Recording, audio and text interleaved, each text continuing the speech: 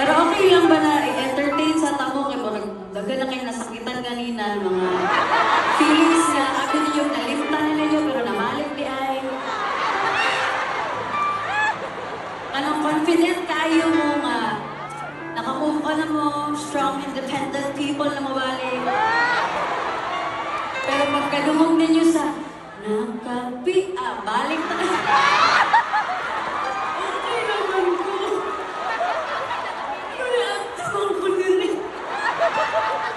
Nagpantay pa ko sa ticket, bastion na minigyan ko na ko.